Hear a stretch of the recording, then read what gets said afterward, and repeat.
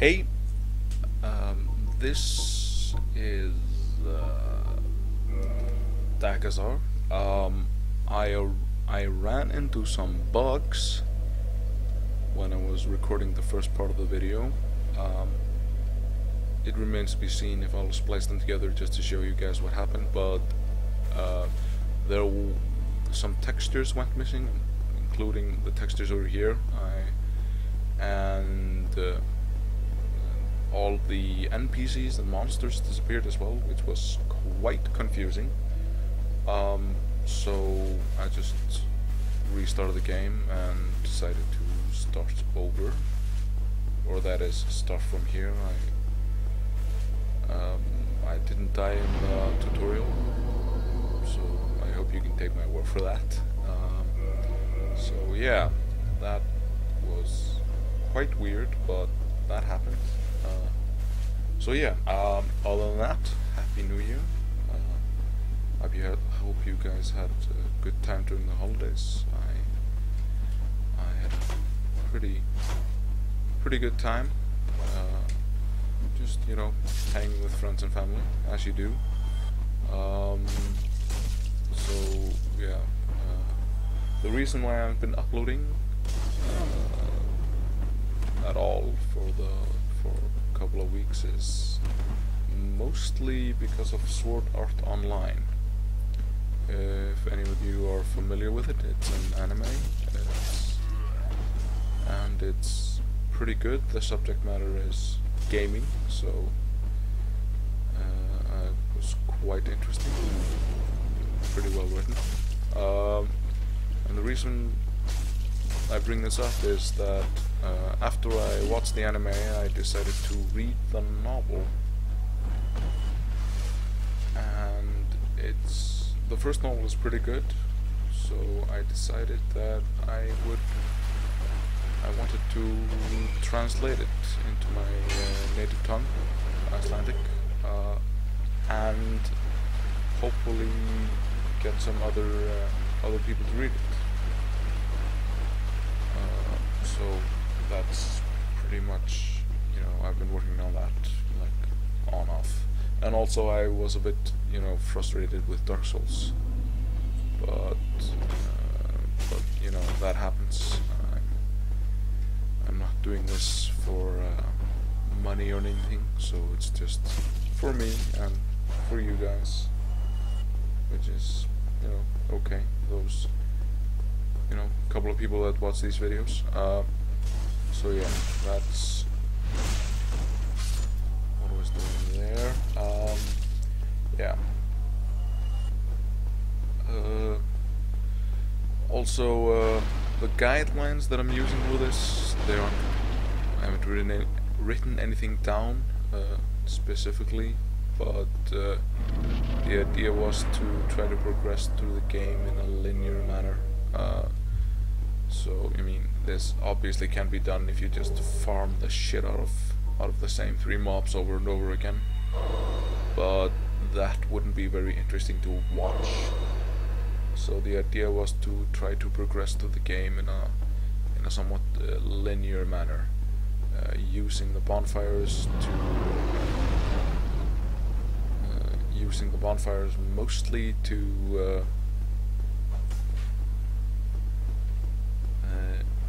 mostly to restock Estus and level up, of course.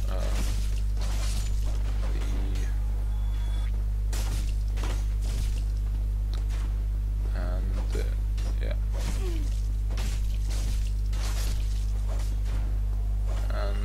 But other than that, not staying too long in the same area, which is different from everything I've been doing in this game, but that's okay. If I play like this, maybe I'll pick up some interesting techniques along the way, which is good. So yeah, not farm too much. I mean, probably need some farming, but everything that's going to be happening is going to be happening on screen, so that's why I'm probably not going to be farming like the shit out of this game. that's not terribly interesting to watch. Like I've been doing in the previous videos, as soon as I die, I'll go to the menu screen and delete the character, and you can see how far that particular character made it.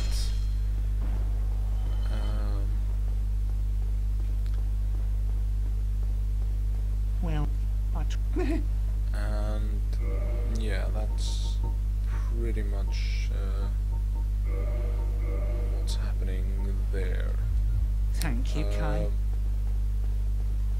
Yeah, pretty much. Well, we may or may not come back to that topic again later, but in the meanwhile, live commentary is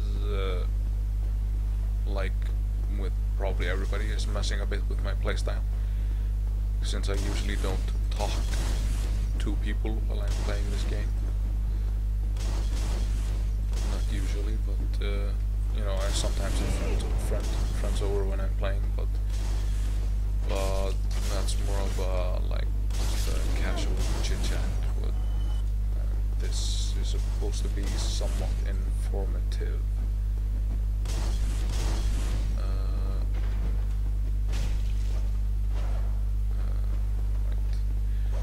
So I'm trying to use different classes each time. Probably, if you've been watching some of the videos, you noticed I did the Depraved first. That was the first time I played the Depraved. Not my greatest moment, but hopefully something interesting nonetheless. So yeah, I played the Pyromancer first in this game, but I didn't get really far. Then I started a playthrough with a knight with my friend, and that's the playthrough that went on for like 70 hours or something. That's like, we played that character exclusively, and we just traded the controller around. When I was tired, I let him play for a bit, and you know, then I played it when he wasn't around, of course. And, you know, so yeah, those were good times. Of course, there was an offline playthrough, so I didn't get to experience any of the online content. So I was never invaded and such, and I was really surprised when the NPC Dark Spirits invaded. But that just goes to show how differently each person can play the game, which is, you know, in the grand scheme of things, pretty interesting. Did I kill this guy? Yes, I already killed this guy. Okay. So yeah, and it's quite interesting how well thought out this game is.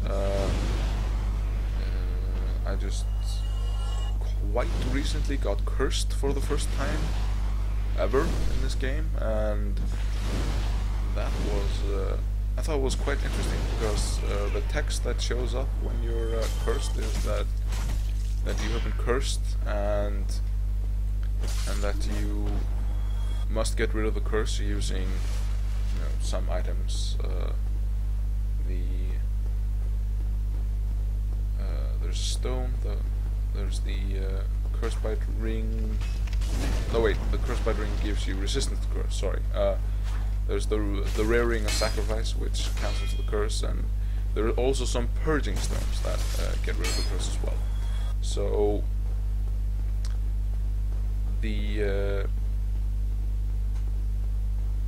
and the game tells you this, and they also tell you of a healer that can break your curse. That's a new Londo, and I thought that was interesting, because the new Londo is accessible from the beginning of the game, but you find out quickly that you can't really do anything to the ghosts there unless you use a specific item. But if you're cursed, you can affect the ghosts, and they don't slice through your armor. And you apply your armor to, well, to the attacks of the ghosts, so they don't do like full damage to you. And that's pretty interesting. That's a pretty well thought out mechanic. That may be the first time where some people go to New Londo. And that, you know, it's not a difficult area as such in this game, but it's not the easiest one. It's a bit more difficult if you are cursed, but having the Ring of Favor and Protection helps. As it did with my playthrough, I just decided to finish the entire area cursed, which worked out pretty well. And I thought that was a pretty interesting, like, that was a well thought out, like, decision for the guys who made the game. I think that's, like, interesting, and there's a good, well thought out, like, gameplay reason for going there, as well as just as simply, you know, good, you know. So this game is like well designed, which is not always what's going on with many of the games you see today.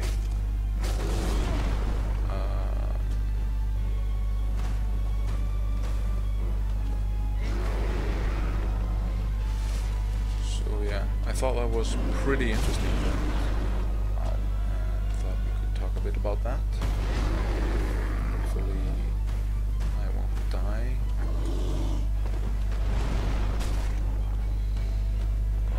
That will always happen. This being live commentary and such.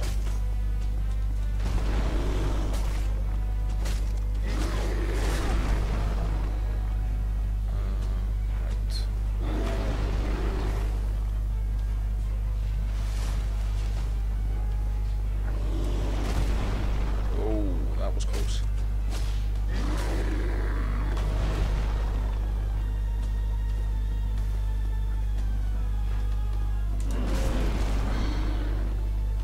Jeebus.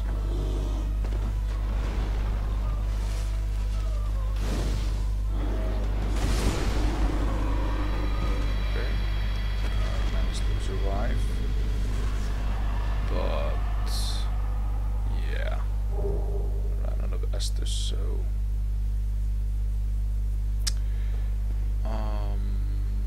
let's see. Probably won't survive running over there. Probably. So we'll do some pickups.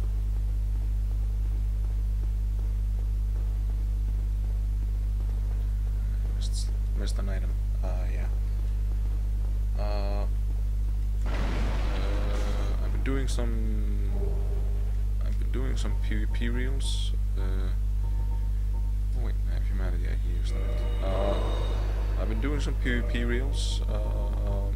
The first one was me getting wrecked by the opposition, and the latter one was better, more so, I think. I had thought out. Oh, I don't need to talk to him. I had a thought out build, a well thought out build. I managed to salvage the build by increasing the level by 5 to get some more endurance, so I don't have to wear the ring of. So I don't have to wear both Havel's ring and the. So I don't have to wear both Havel's ring and the Ring of Favor and Protection to have less encumbrance.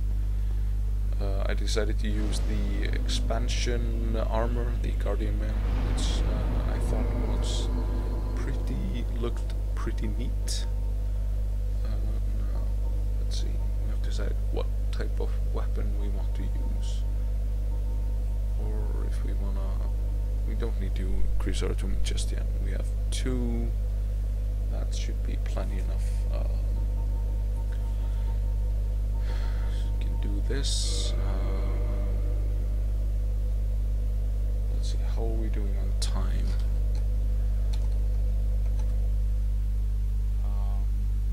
So 15 minutes, okay. We can go on a bit further, I suppose. So, yeah. Right. Yeah, the first video was me getting destroyed, and the second video was I had a well thought out build, and I had gotten some items that I need, using the wolf ring for poise, ring of favor and protection, because it's awesome, I suppose, and such. Other thing, reels with or without commentary. I'm interested in hearing your thoughts on that. I posted the first reel was me talking about what was going on. Not terribly interesting, as you could always see what was going on. But the second one was just, you know, music. The OST for Chrono Trigger was playing there, and I managed to, like, instead of like keeping the whole video rolling and editing it, I decided to simply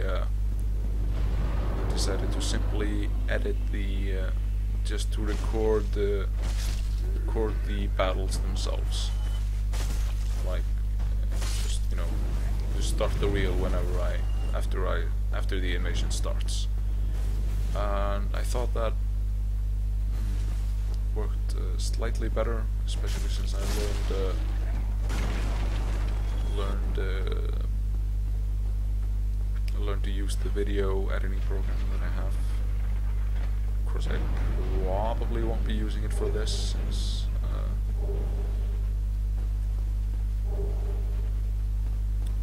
since this is going to be a straight playthrough. I'll just probably record the entire thing and just talk over it as I'm playing. Let's see. Okay, we can get a couple of levels here and light this bonfire and use it. So yeah, that was decent. We need to do this, and we can do this. Yeah.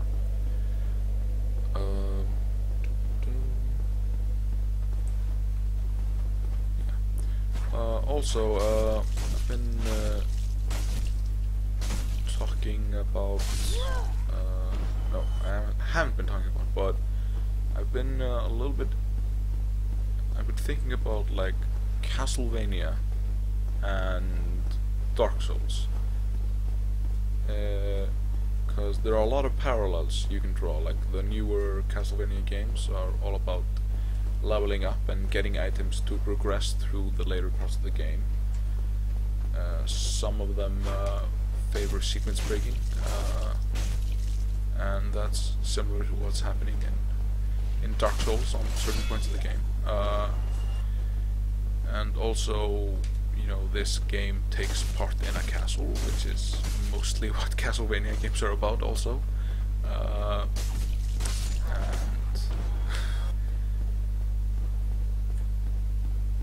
And you're fighting big bosses and such, and that's pretty.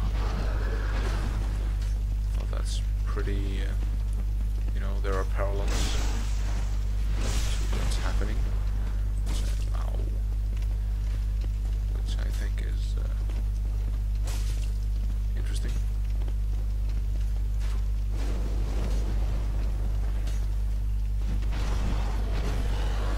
Yeah. This guy isn't too hard if you're not in a hurry. He usually turns his back to you, and you can kill him like this. You can get the helmet though, which is a shame. It's a pretty it's a decent helmet, I suppose, but it's kind of weird looking. Fun to see people PvP with that thing.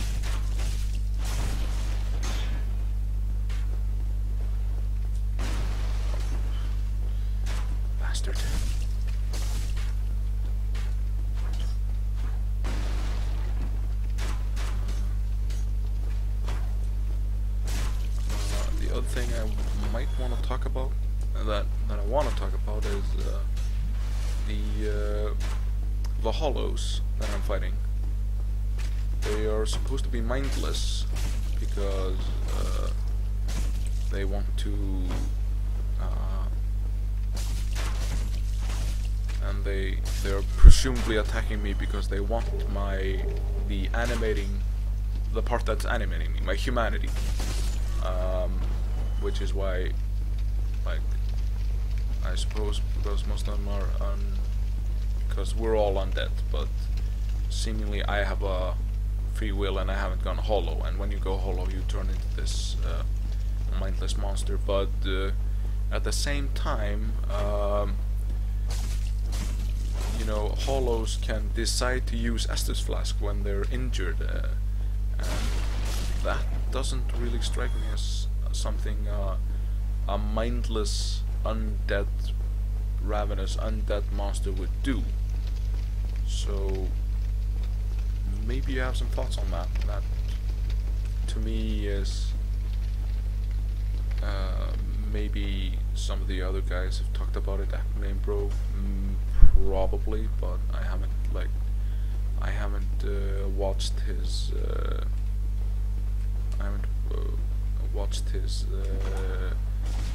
his series on the fluff. He may explain it there. I may watch it in the interim and in the meanwhile, and share some information about that with you guys. Ouch.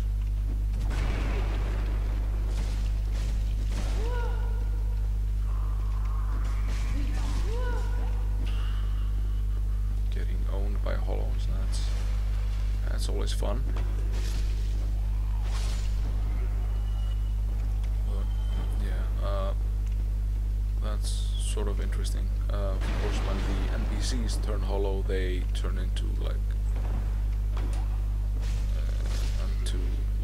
just guys who are just constantly attacking you. But they have their routines, but they change from one-handed to two-handed, and they do all sorts of that. Yeah, so that's, to me, is like something that it's pretty interesting. I mean, but to why they do that. Okay, broken strange one. So yeah.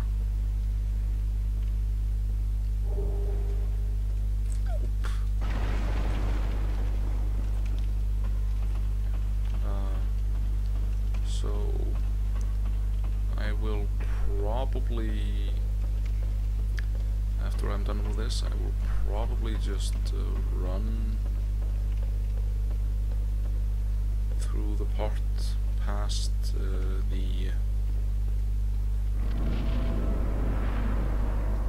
probably make a run for it.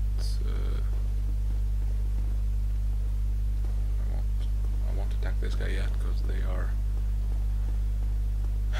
I have a, sometimes they manage to blindside me and backstab the shit out of me, or riposte the shit out of me. So we'll probably just be running past this part and going to Andre of Astora's, going to Andre's bonfire and resting, and we'll call it a video there. So, but in the meanwhile, I hope you enjoyed watching this.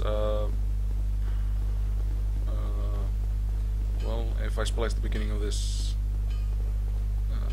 if I add the beginning, you've probably seen it, or you haven't, but maybe I'll decide to make it a different video. But in any case, thanks for watching, and I will hear from you guys,